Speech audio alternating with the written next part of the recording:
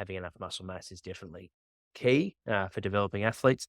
But in terms of priority, clearly, and we don't want to get away from this, your football, no matter what level you're playing at, even when you're developing, and the physical aspect is really important for athletes when they're developing, still you want to put the football performance at top of the most important aspect of it we're trying to focus on a weekly basis.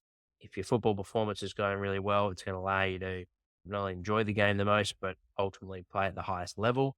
And it's going to accelerate your ability to get drafted. So in preseason, you've built up your conditioning, or you should have built up your conditioning by this point from a fundamentals point of view.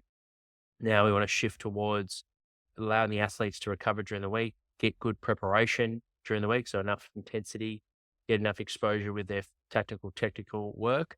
So that comes into conditioning from a loading perspective, but majority of their load is going to come from the game, from a volume of distance, high speed running and sprint will be around 50% of their week. So if they're trained twice a week, those sessions are going to be influenced by the game that's on the weekend.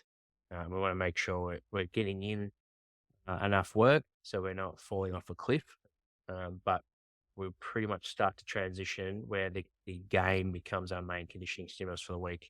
And that's where that game fitness comes in. So prioritizing that is really important at this time of year, game conditioning. And that's where practice matches play a big part, intra-club games play a big part, and match simulation and training plays a big part to be able to apply all the fitness that you've built up over the off-season, preseason into the context of the sport, into match conditioning.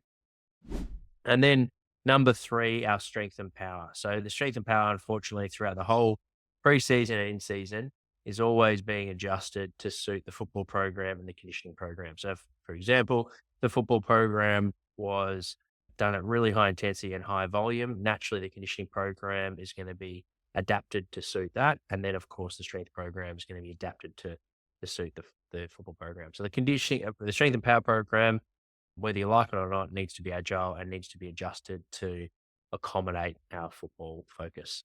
And that's really important. We don't want to be flipped on that. We don't want the strength and power program because someone's maybe too light.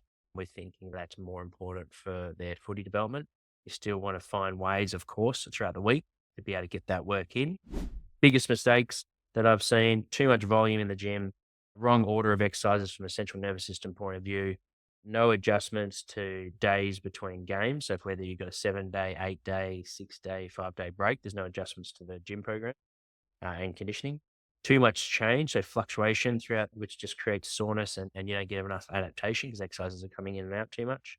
Too rigid to the plan. You need to be agile, as I mentioned. The football's number one. So if it's a big football program, we've got to accommodate, but also have our consistent exposures in there that are our non-negotiables as well to ensure that we're robust.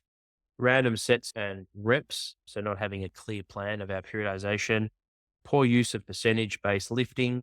Poor use of the schedule, so where things fit in, like I mentioned, not having a theme, like doing heavy strength training and then going faster towards the game to prime the game, to prime the nervous system for game day. And lastly, no progression with the program.